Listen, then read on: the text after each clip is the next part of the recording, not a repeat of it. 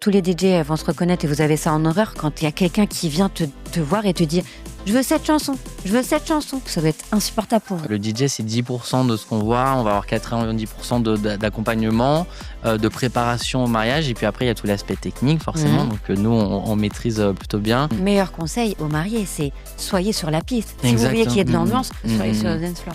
C'était un mariage dans un palais tout en marbre. Taj Mahal, quoi. Taj Mahal, comme dans les films. Et c'est des Français qui se mariaient et ils sont arrivés à dos d'éléphant. Est-ce qu'il y a une chanson, tu sais que tu la joues, t'as tout le monde sur la piste? Genre le banger.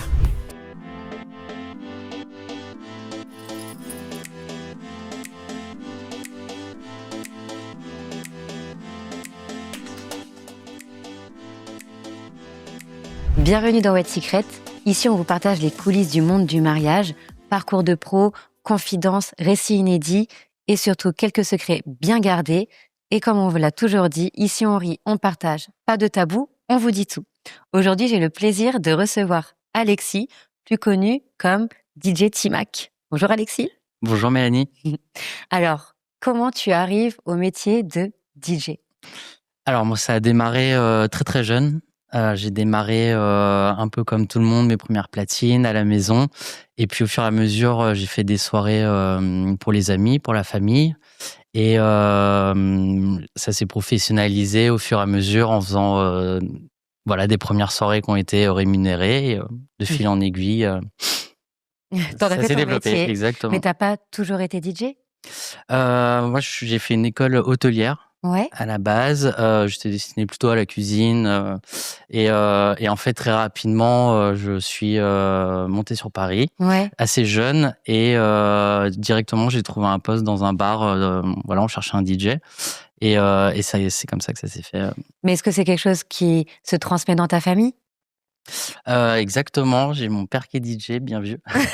J'ai mon père qui est DJ, donc tout petit, c'est vrai que je traînais un petit peu en club, on avait des vinyles à la maison. Et c'est quoi ton premier souvenir justement de DJ? Alors mon premier souvenir, c'est j'avais 7 ans, je crois 6-7 ans, et j'étais dans un club. C'était mon père qui mixait et on était venus avec mes frères et ma mère. Et au moment de partir, vers minuit, ma mère dit voilà, on y va. Moi, je voulais absolument rester. Et je m'en souviens super bien. C'est un des rares souvenirs quand je suis tout petit. Donc, je me souviens. Et du coup, je dis non, moi, je reste. Donc, je suis resté toute la nuit. Je me suis promené. Je m'en souviens, il y a même des jeunes qui voulaient me faire fumer. Il y avait une petite dame, à un moment, je suis dans les toilettes, qui me dit t'es tout mignon.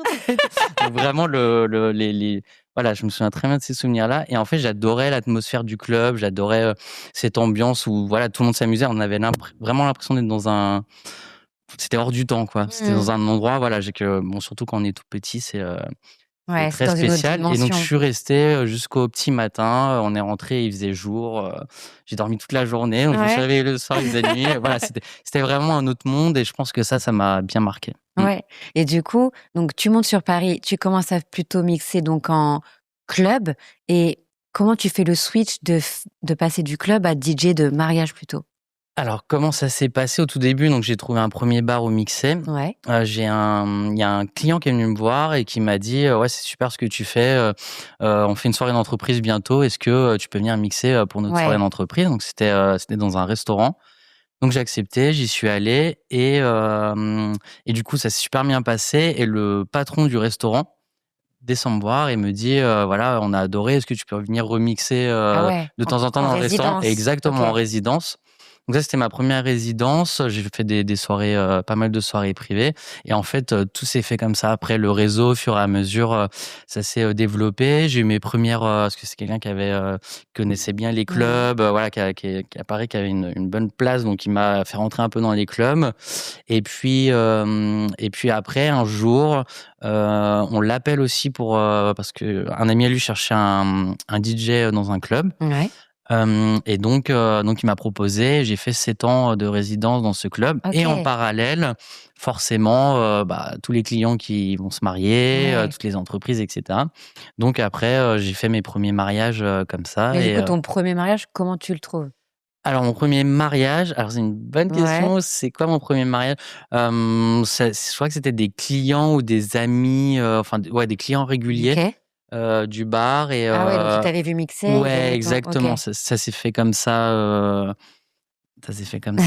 Et c'est quoi la différence pour toi justement entre un DJ club et un DJ de mariage? Comment tu conjugues Alors les c'est 2? une bonne question. Un DJ de club, en fait, il y a quand même beaucoup de choses communes et après la différence, c'est quand même qu'un DJ de club, il va quand même venir avec sa playlist, ses musiques, il va vraiment apporter sa touche personnelle. Il Donc impose un on petit va peu un peu son plus style. venir Mmh. pour écouter, sa direction artistique, son profil et après un mariage, on va vraiment être plus sur le côté, personnalisation de la playlist par rapport aux mariés.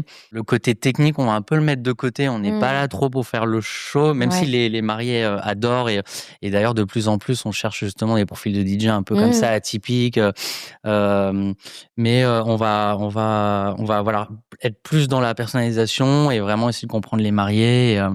Mmh. Donc ça va être ça les grosses Ouais, différences. parce Ouais. que ton rôle, il est pas uniquement comme DJ T-Mac, c'est-à-dire que tu es DJ et tu mixes, mais tu n'as pas que DJ T-Mac, tu as aussi T-Mac Even, qui est une autre entité. Quand est-ce que T-Mac Even, ça arrive dans ton parcours? Exactement. Alors, ce qui s'est passé, c'est que donc j'étais résident une bonne partie en club et donc en parallèle, je faisais beaucoup de mariages et de soirées Mmh. privées.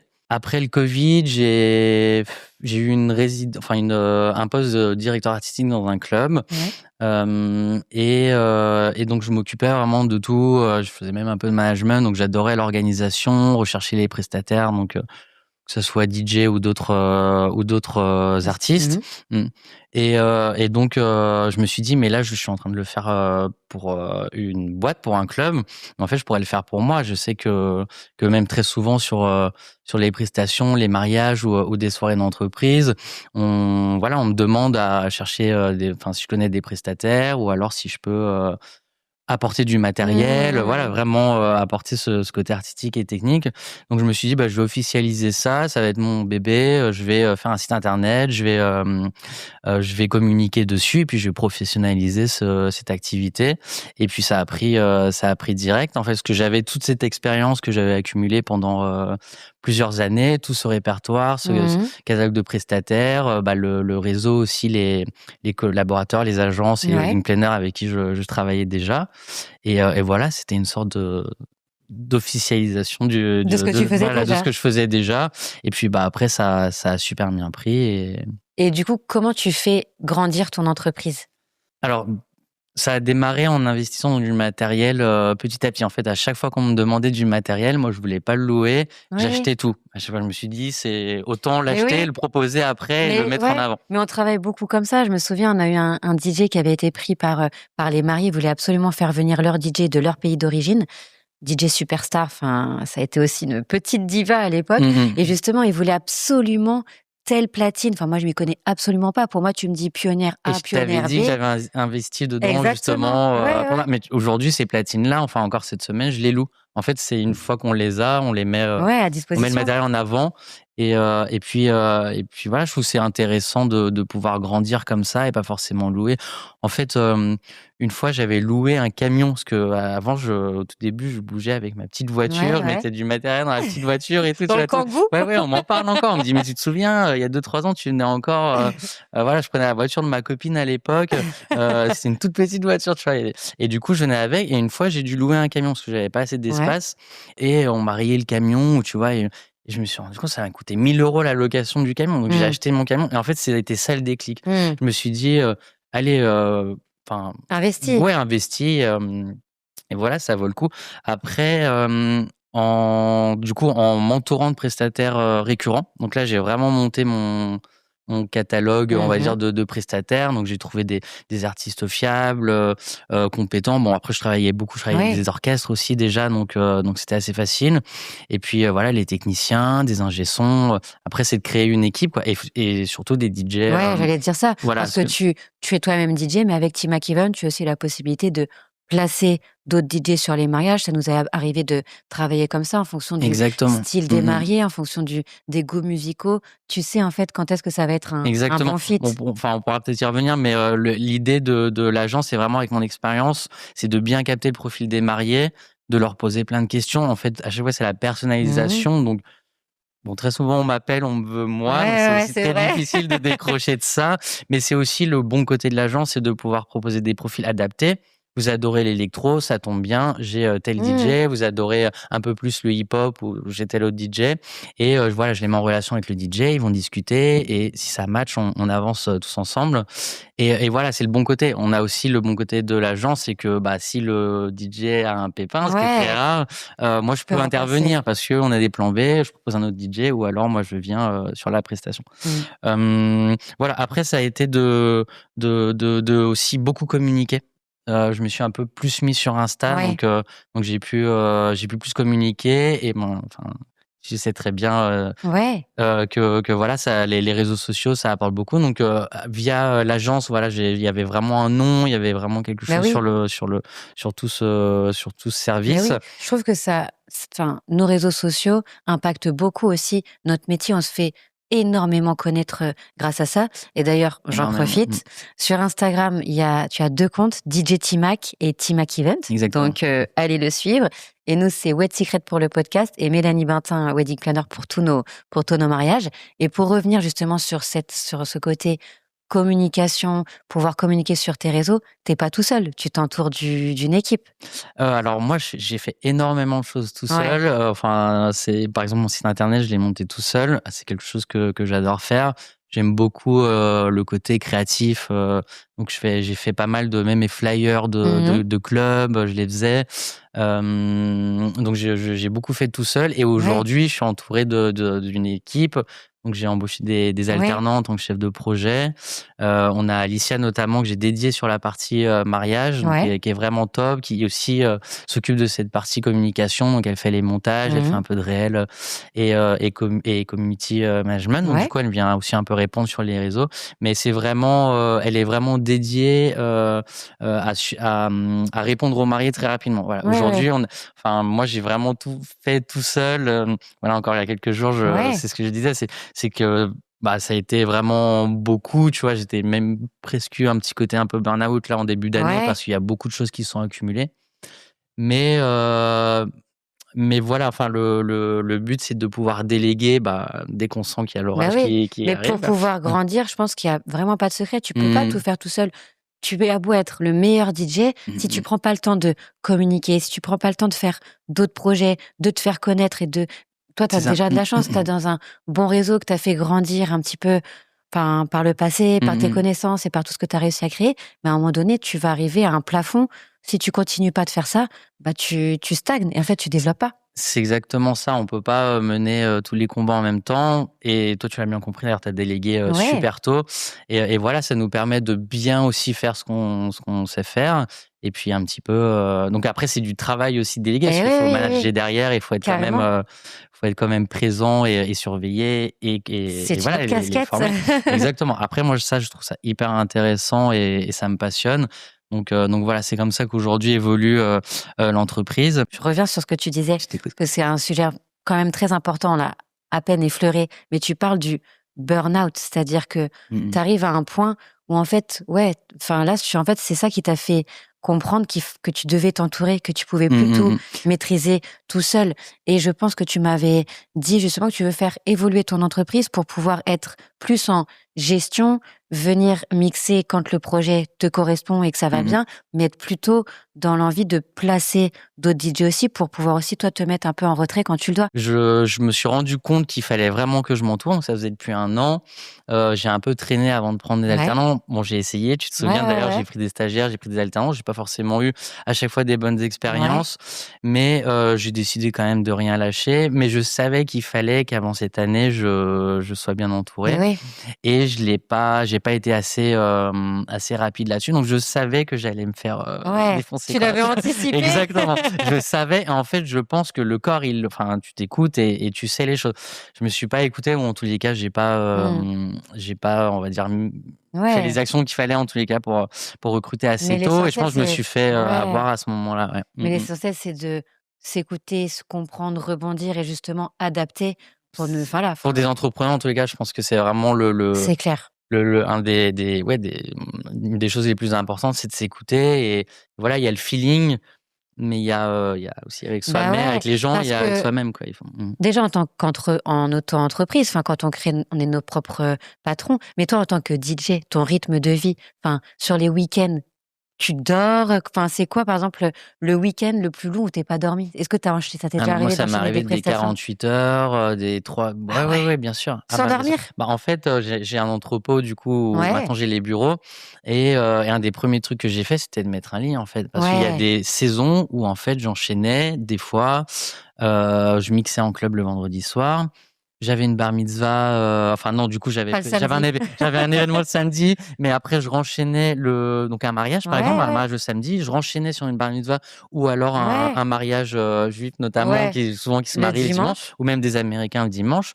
Et puis voilà, un anniversaire le dimanche midi, un mariage le soir.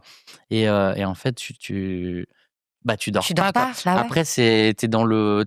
Donc il y a aussi pour ça le côté un petit peu début d'année où un peu tout est retombé, là, le côté un peu fatigue.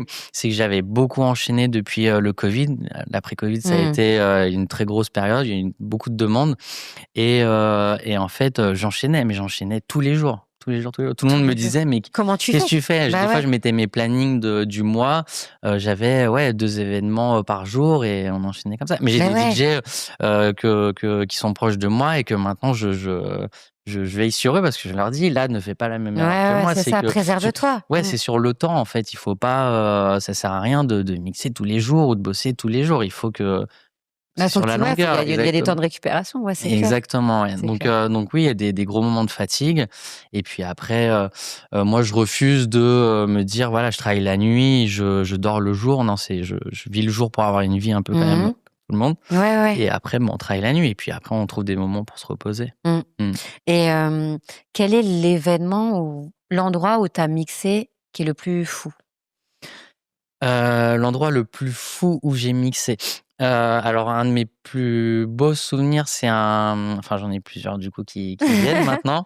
On va dire que déjà c'était une journée. Ouais.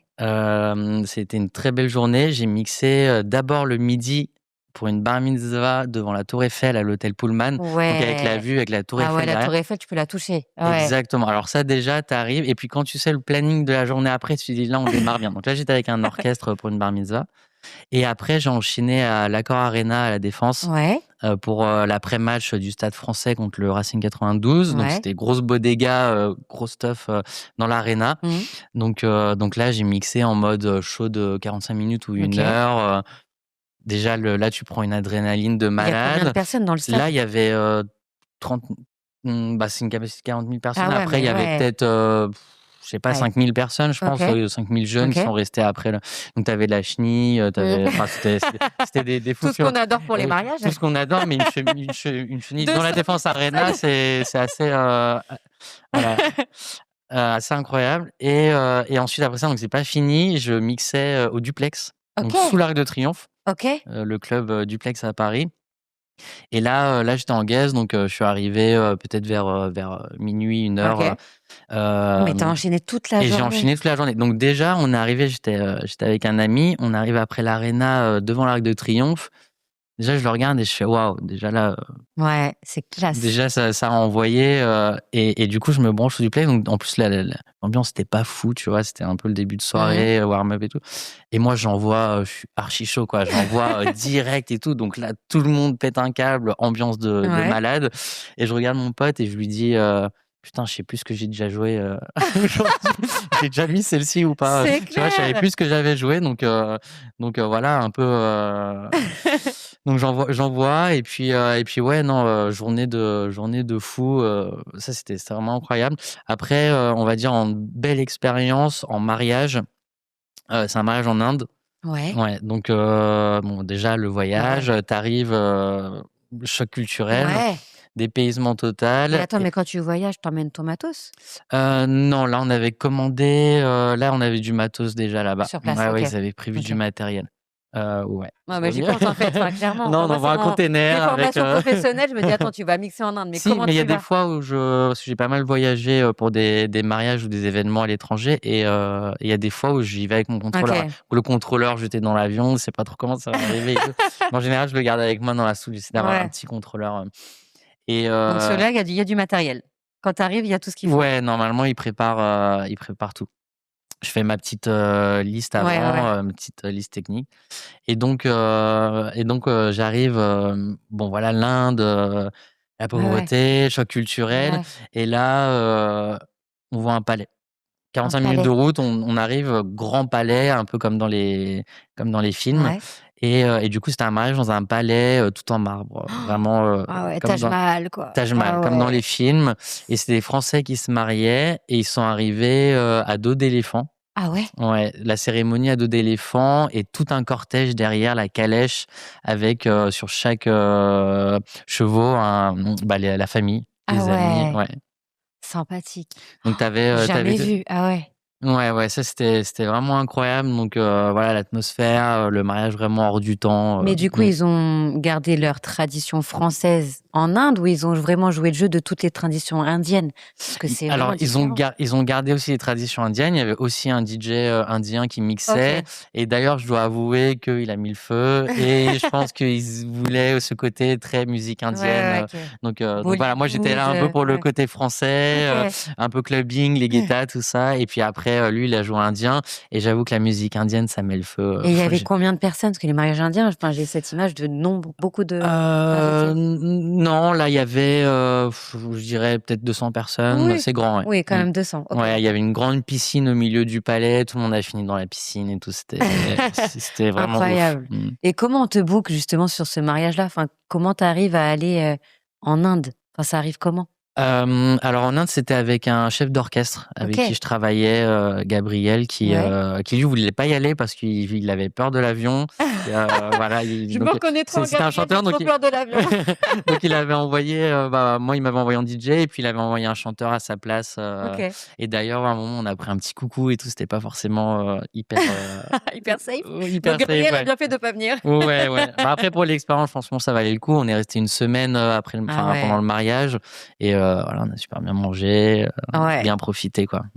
Et donc, il me semble qu'en parlant d'avion, tu as aussi mixé dans un avion. Exactement. Il y a pas longtemps, en début d'année, c'était pour un séminaire d'entreprise, pour le coup, donc qui partait à Malte. Et du coup, on m'a demandé de mixer dans l'avion. Ah, mais c'était déjà prévu? C'était pas chauffé? Ça, c'était prévu. C'est du coup, l'orchestre avec qui je travaille, avec Jérémy, voilà, très régulièrement, on lui a demandé, on lui a dit, voilà, on voudrait un DJ cette année. Tous les ans, en fait, on fait des séminaires avec eux, toujours dans des pays différents, et c'est toujours des expériences folles. Et là, ce coup-ci, ils ont vraiment mis la barre très haut. À 40 000 mètres d'altitude. Ça donne le ton, quoi. Enfin, franchement, c'était en partant, du coup. C'était en partant, en allant à Malte. Voilà, j'ai fait un petit show avec un percu. C'était incroyable, c'était Ibiza dans l'avion, ils avaient les bâtons, LED. Génial. T'oublies la peur de l'avion là-dedans. Ouais, non, franchement, j'avoue, c'est un petit rêve qui s'est réalisé. Donc l'expérience dans l'avion. Après, ça, c'est un peu mon truc de mixer dans des lieux insolites. J'adore, voilà, c'est toujours des nouvelles expériences. Donc ça, c'est le genre de plan que j'aime bien accepter. Là, j'ai donc toujours avec Jérémy, on a un mariage dans un désert en février qui arrive au Maroc. Donc voilà, toujours dans des décors féeriques, c'est clair. Et du coup, avec toutes ces années d'expérience, quels conseils tu pourrais donner aux futurs mariés? Donc premier conseil, bien faire confiance au DJ. Voilà, vous choisissez un DJ, vous pouvez lui faire confiance, donc déjà bien le choisir, mais ensuite écoutez un petit peu les conseils qu'il a à vous donner. Ça va être aussi de ne surtout pas surcharger le planning. Donc ça, tu sais bien aussi. De pas surcharger le planning parce que ça peut vite être too much et ça peut créer des longueurs. Ça peut être... souvent, on le voit ensemble, on en discute. Moi, je te partage le planning.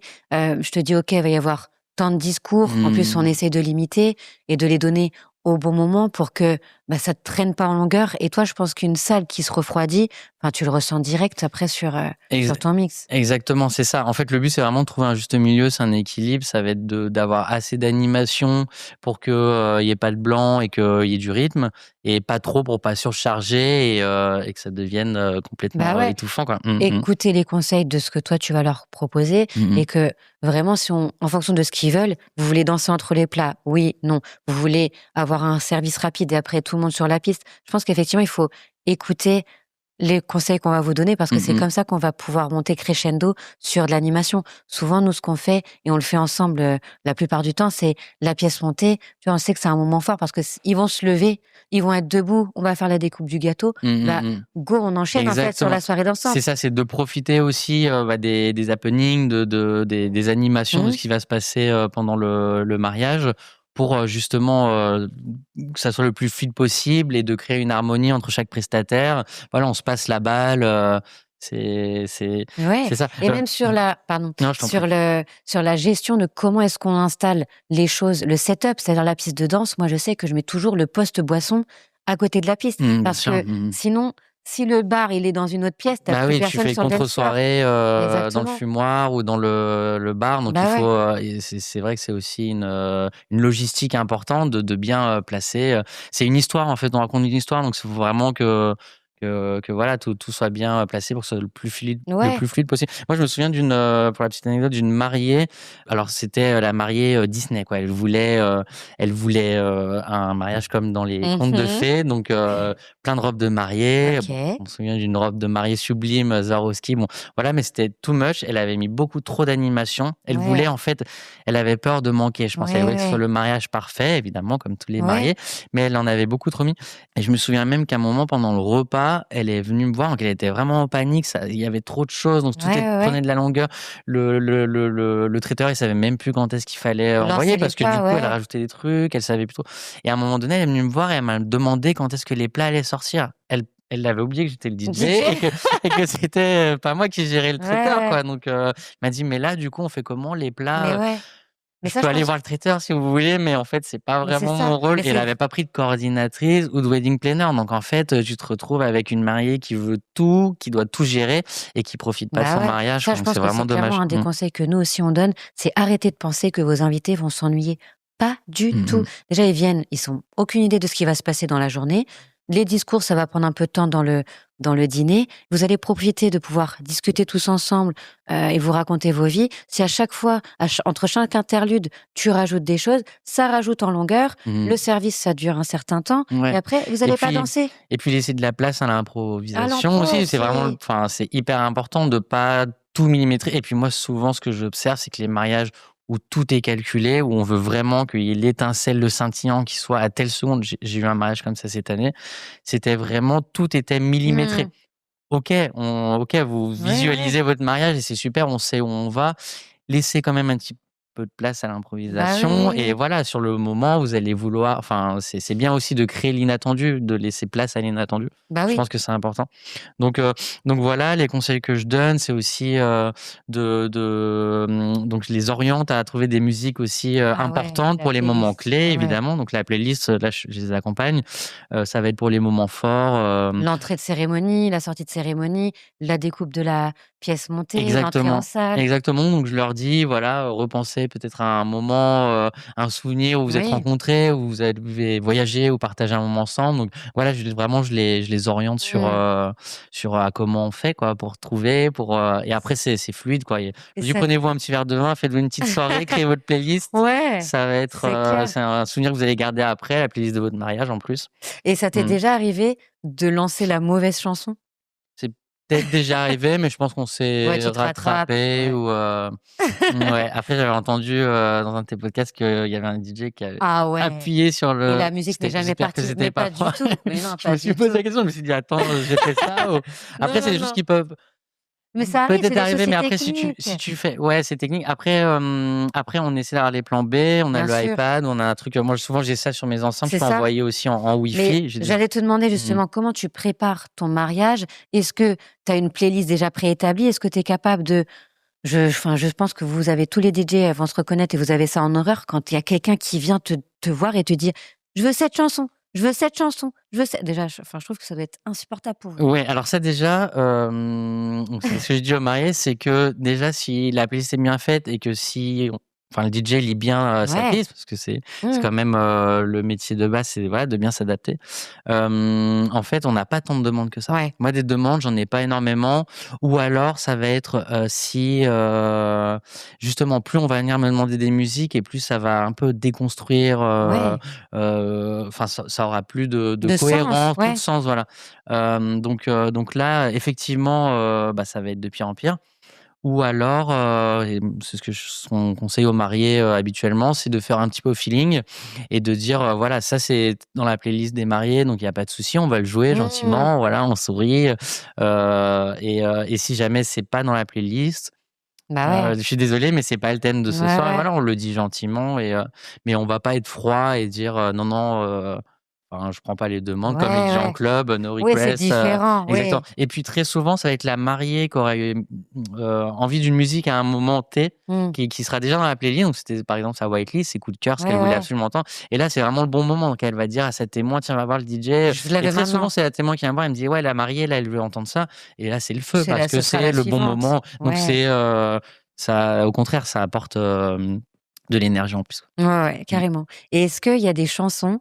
Alors, 2 questions autour des chansons. Est-ce qu'il y a une chanson, tu sais que tu la joues, t'as tout le monde sur la piste?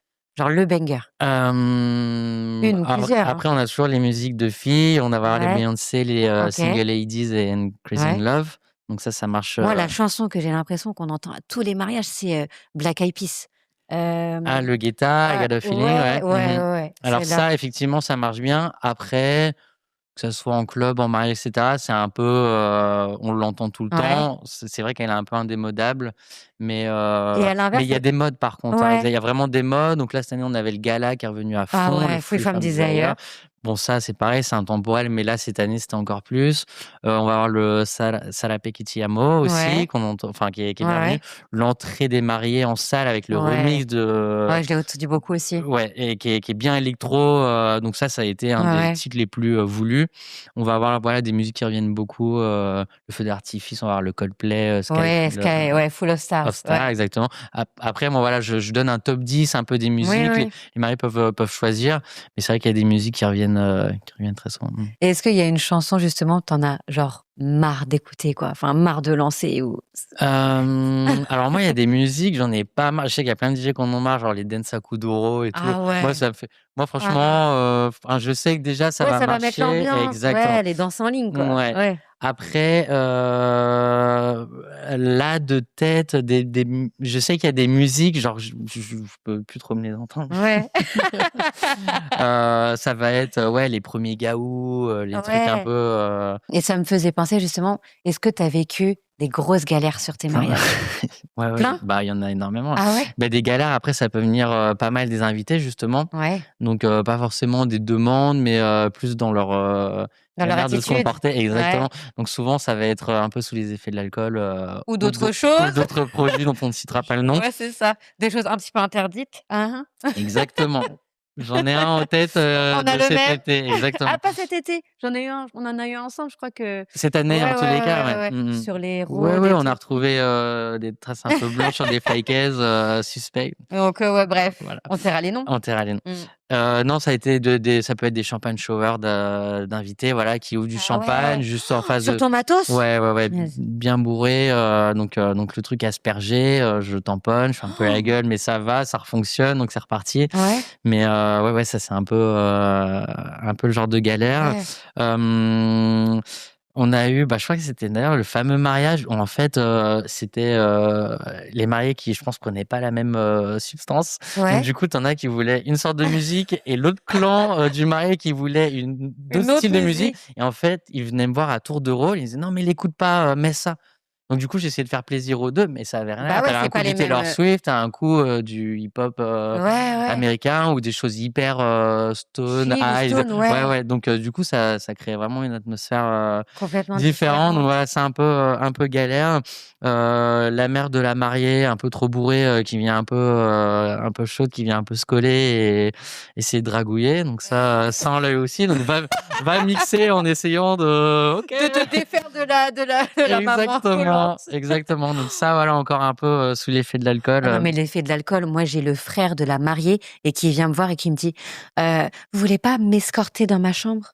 Non, en fait, Ah non, pas mais du tout. ça, il y Retourne en a. danser. Ouais, Ah, ouais, mais quelle horreur. faut prendre des Faut gardes du corps, gérer. en fait, hein. Ouais. Ouais, non, non, ça c'est après ça va, c'est pas ce qu'il y a de Ça plus vient. galère, mais bon, on va mixer en ayant, Bah, ta des gens qui te collent et tout. concentration, Ouais, ouais, c'est ouais, ça, tu as envie d'être un petit peu concentré quand même clairement. et après non, il y a eu aussi, un mariage mixte. Je fais pas mal de aussi de des mariages mixtes américains. Souvent, voilà, tu peux avoir des origines, Ouais, ouais, ouais. arabes, donc là, c'était pour le coup, c'était des Cambodgiens, vs français, je crois que c'était. OK, Donc, et tu avais les 2 clans. Tu avais OK. vraiment la salle divisée en 2. Ceux qui dansent sur un son, ceux qui dansent ah ouais. Exactement, et ceux qui enfin les Cambodgiens, voilà, qui dansent pas du tout pour le Ah coup oui, et OK. même qui se parlaient pas, en fait. Donc là, grosse galère, quoi. Ambiance, Tu pas exactement, tu vraiment pas de de il y a vibe. pas d'énergie, pas de vibe, donc toi, tu sais, donc heureusement que tu as les Français qui bougent un peu, mais tu sens que, Oh, ça va pas voilà, forcément pas prendre. forcément la guerre, Mais je me souviens d'un mariage qu'on fait ensemble où la mariée, elle tient absolument à prendre un DJ en fin de soirée, alors qu'elle m'avait clairement dit qu'elle savait qu'il allait y avoir qu'une dizaine d'invités qui allaient danser. Et on mmh. se retrouve au Meurice avec une piste de danse, toute une install, et ils étaient allés jusqu'à la fin, une dizaine au départ. Ils sont restés à 3-4, mais en fait, meilleure ambiance. Ouais, ouais, ils sont mais Ils des étaient fois, c'est les déter, plus ils voulaient petits trop mariages danser. où ils sont, c'est les meilleures ambiances, ouais. Grave. Pas besoin d'être 200, Ouais, c'est d'ailleurs, clair. c'est les meilleurs mariages, souvent les plus petits, parce que c'est plus intimistes. Les mariés vont passer plus de temps, Sur la piste aussi. sur la piste avec leurs invités. Ils vont pouvoir, être plus proches et du coup, Mais ouais. ouais, D'ailleurs, meilleur conseil aux mariés, c'est soyez sur la piste. Si vous voulez qu'il exactement. y ait de l'ambiance, soyez sur le Mmh. dance floor. Mais du coup, on le disait tout à l'heure, il n'y a pas que être un bon DJ, parce que tu vas savoir lire la salle, savoir quelle chanson jouer, mais le métier de DJ, il évolue. C'est-à-dire, on n'est pas juste derrière une platine à mixer. Quelle est ta vision, toi, de l'évolution du C'est ça, métier? c'est que le DJ, c'est 10 de ce qu'on voit. On va avoir 90 d'accompagnement, de préparation au mariage et puis après, il y a tout l'aspect technique forcément, Mhm. donc nous, on maîtrise, plutôt bien et ça va être de proposer le matériel au bon moment, le matériel adéquat. Nous, justement, on met un gros point sur le côté, matériel, le côté, esthétique. Mhm. Ah Je oui. pense qu'il faut vraiment, surtout quand on fait, des mariages haut de gamme, Mhm. comme tu proposes, des Américains aussi, beaucoup qui sont quand même très exigeants. Ça va être beaucoup aussi, des vidéos, ça va être donc des mariages qui vont être un petit peu rediffusés, Ouais. voilà, ils veulent peut-être faire des réels viraux et cetera. Ouais, Donc ouais. tout sera vu, donc c'est les moindres détails, sont importants et nous, on va apporter, ce côté, waouh, en fait. Très souvent, on a les mariés quand ils arrivent, ils voient le setup, Mais oui. donc on essaie d'avoir, voilà, les dernières tendances, d'être sur, Mais je sais que tu y apportes beaucoup d'importance parce que souvent, ça m'est déjà arrivé de travailler avec des enceintes et des gros rectangles que tu vois que ça sur l'image alors qu'on mmh a fait un super setup, fleurs, etc. mh. Tu prends le temps de nous proposer les bonnes enceintes, la bonne qualité, la bonne couleur, Mmh. les blanches, pas les noires. Enfin, ça, je pense que c'est très important de pouvoir être capable de proposer d'autres choses et ne pas se limiter à ce qu'on sait faire, ce qu'on a Exactement. toujours fait. Bah, là, c'est vraiment ce qu'on fait. Nous, on recherche une nouvelle tendance, on s'inspire beaucoup des Américains. Hem, voilà, que ça soit, des ambiances, lumineuses, que ça soit, dans l'esthétique des enceintes. Ça peut Le être mapping, le des... mapping, ça, on va y venir, bientôt. Là, on est en train de Mhm. travailler dessus. C'est que tu m'as fait une demande, par Ouais. exemple, pour, donc ça, c'est les challenges qu'on adore pour pouvoir projeter les lumières sur le château. Peut-être même aussi, en fonction de l'architecture, projeter à certains Mhm. endroits, des vidéos. Voilà, en fait, on essaie vraiment de personnaliser au mieux, nos prestations, artistiques ou techniques, en fonction des goûts et des Mhm. envies, et des besoins des mariés, quoi. Mhm. Ce qui me vient à clôturer cet épisode, il y a une petite enveloppe sur la table, si tu veux bien la prendre. OK, génial. Super. T'inquiète pas, il y a rien de compliqué, rien de méchant là-dedans. Au contraire, Yes. c'est un petit jeu qu'on OK, a mis trop en bien. place. Donc dans cette enveloppe, tu vas retrouver une liste de mots. Donc je sais pas exactement combien il y en a, mais le but, c'est qu'en 1 minute, tu m'en fasses deviner le plus possible. Je n'ai pas connaissance des mots, tu pas obligé de les prendre dans l'ordre. Le but du jeu, c'est que tu m'en fasses deviner le plus possible. Ils sont en lien avec ton métier OK, de DJ. OK, Donc tu donc vas avoir 1 minute, mmh on lance le chrono et tu me dis ce que tu veux pour me faire deviner les mots qui en sont plusieurs, en en plusieurs fois, phrases. plusieurs OK, d'accord. tentatives, ce que tu veux. Et je crois Trop bien. qu'on a un record de 10 OK. et voilà. Donc si tu veux essayer de battre le record. Allez, top. Allez, let's go. C'est le matériel du DJ qui tourne. Platine. C'est l'appareil au Le milieu avec plein de curseur. boutons. Oh, j'ai pas. C'est OK, on J'ai passe au pas. suivant. Vas-y. Ce qu'on a sur les oreilles. Les casques. OK, où le son sort. L'enceinte. Spotify, ce qu'on choisit. Plateforme d'écoute, playlist. Exactement. Le rythme. Tempo. Exactement. Ce qui permet d'éclairer la salle. Les LED, l'éclairage, light, la lumière. Simplement, exactement. Ce qu'on essaie de cacher, qui ne doivent pas traîner. Les câbles. C'est ça. Quand on n'entend pas l'instrumental, on a juste la voix. On dit que c'est acoustique. Non, a cappella. Exactement. Quand ça réverbération. Presque. Écho. On entend exactement. C'est pas la version originale, c'est une version retravaillée. Remixée. Oui, c'est ça. Le moment où les mariés sont sur la piste juste avant que les gens les rejoignent. Exactement. Stop. Le début. On en a combien? Je suis pas allé dans l'ordre. Ouais, mais c'est pas grave. Okay. 11, t'as battu le record. Bien joué. Record détenu par Alexis, du coup. À battre. Record à battre. Mais merci, Alexis, d'avoir été présent avec nous sur cet épisode. Je tiens à rappeler les réseaux sociaux pour comment nous suivre. Donc, DJ Timac pour toi et Timac Events sur Instagram, Wed Secret pour le podcast et Mélanie Martin Wedding Planner pour tous nos coulisses de mariage. C'était Wed Secret. J'espère que vous avez pris autant de plaisir que nous à en apprendre un peu plus sur le métier de DJ. N'hésitez pas à nous suivre sur YouTube, à nous écouter sur les différentes plateformes. Ici, on rit, on partage, pas de tabou, on vous dit tout.